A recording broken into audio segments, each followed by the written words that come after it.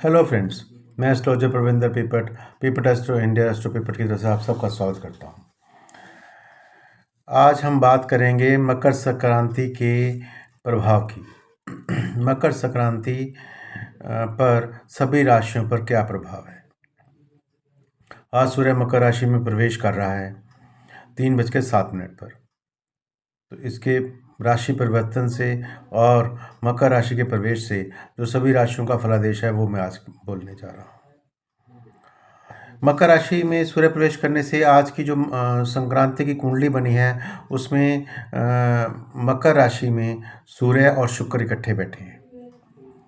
इसके बाद कुंभ राशि में राहु, मीन राशि में शनि, मिथुन राशि में गुरु, धनु राशि में केतु, वृश्चिक राशि में चंद्रमा और धनु राशि में मंगल और बुध बैठे हैं। ये कुंडली बनी है आज की मकर संक्रांति की। तो इस कुंडली के हिसाब से कौन सी राशि पर इस संक्रांति के बाद इस महीने क्या इफेक्ट आएगा उसकी हम चर्चा करना शुरू कर रहे हैं। चलिए शुरू करते हैं मेष राशि से। मेष राशि के लिए ये हेल्थ के लिए अच्छा रहेगा और बंधुओं का सहयोग मिलेगा, शुभ कार्य में सफलता मिलेगी और खर्च होंगे। घर में मांगलिक कार्य होंगे, मांगलिक कार्य वजह से उनका खर्चा होगा शुभ कामों में। संतान पक्ष से एवरेज ही रहेगा और अपनी सेहत का ध्यान रखें।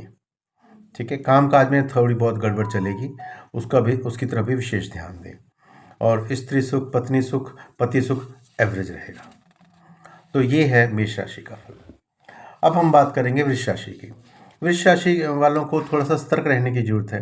उनका ब्लड प्रेशर बढ़ सकता है, क्रोध उनको बहुत आता है, आएगा भी। और इसके अलावा धन संपत्ति इत्यादि में लाभ मिलेगा उनको, बंधुओं से सहयोग मिलेगा। संतान पक्ष के लिए ज़्यादा अच्छा नहीं है और पत्नी पक्ष या पति पक्ष की तरफ से भी कष्टप्रद रहे। सो अपने लाइफ पार्टनर का भी विशेष ध्यान रखें। और इसके अलावा कामकाज में आप चेंज कर सकते हैं, बदल कर सकते हैं और फ़ायदा मिलेगा।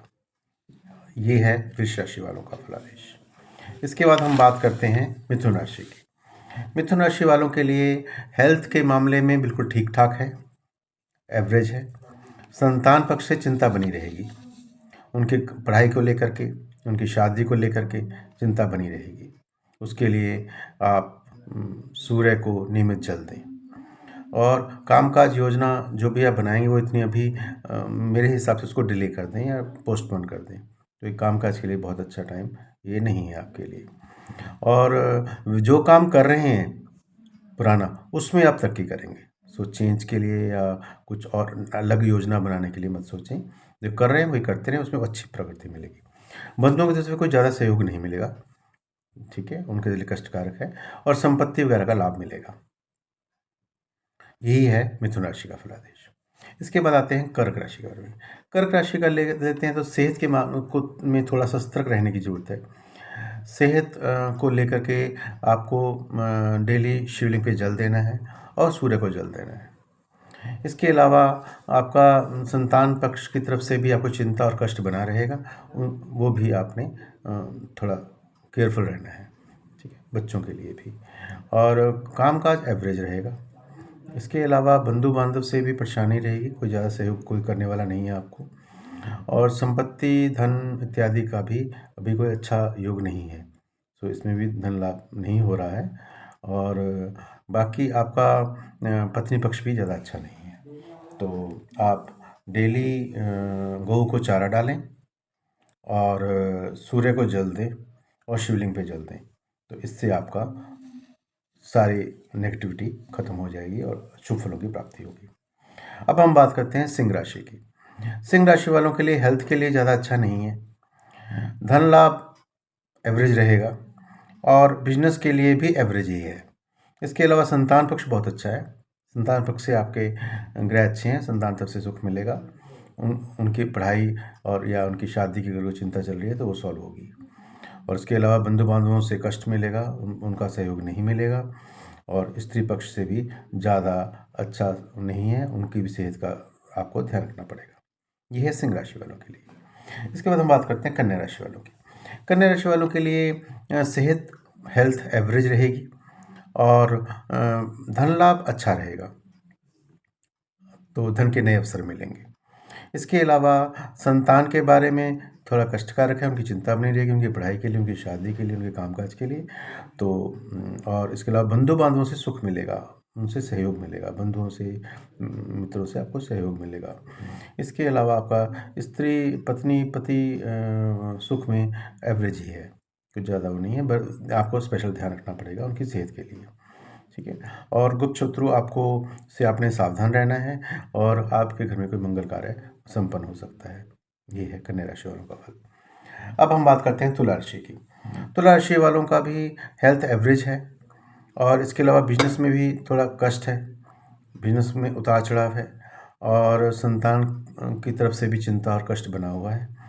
तो उनकी सेहत, उनकी पत्नी पक्ष से की सेहत को लेकर के आपको अलर्ट रहना है और संतान पक्ष की विद्या, पढ़ाई और उनके शादी का अगर कुछ चल रहा है उसकी तरफ से थोड़ी चिंता बनी हुई है, तो उसके लिए उपाय करें आप। और आप बंधु बांधवों से ज़्यादा सहयोग नहीं है, उनसे अनबन का योग बना हुआ है। इसके अलावा पत्नी पक्ष से बहुत ही अच्छा फलादेश है, पत्नी पक्ष से पूरा सहयोग मिलेगा, उनकी सेहत के लिए अच्छा रहेगा। इसके बाद बात करते हैं वृश्चिक राशि की। वृश्चिक राशि में आप लोगों का उधर सेहत के लिए ज़्यादा अच्छा नहीं है, आपको पेट का प्रॉब्लम हो सकता है, तो उसके लिए आप लगातार सूर्य को जल दें। इसके अलावा धन का लाभ बहुत अच्छा है और बिजनेस के लिए थोड़ा सा अनस्टेबल है, तो बिजनेस के ऊपर ध्यान दें। और संतान की तरफ से चिंता बनी हुई है और बंधु बांधवों से सुख की प्राप्ति है और पत्नी पक्ष से सुख की प्राप्ति है और अच्छे मधुर संबंध बने रहेंगे। इसके अलावा धनु राशि के बारे में अगर हम बात करें तो हेल्थ के लिए अच्छा है, संतान के लिए भी अच्छा है, बिजनेस के लिए भी अच्छा है, संपत्ति के लिए भी अच्छा है, पत्नी पक्ष भी अच्छा है।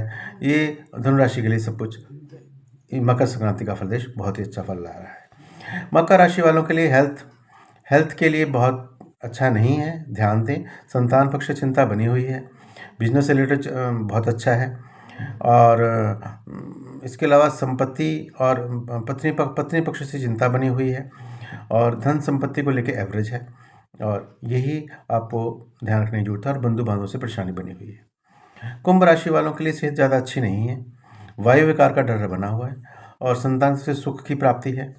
बिजनेस संपत्ति में थोड़ा ढीलापन है, संपत्ति बिजनेस और संपत्ति में थोड़ा ढीलापन है, उसकी तरफ विशेष ध्यान देने की ज़रूरत है।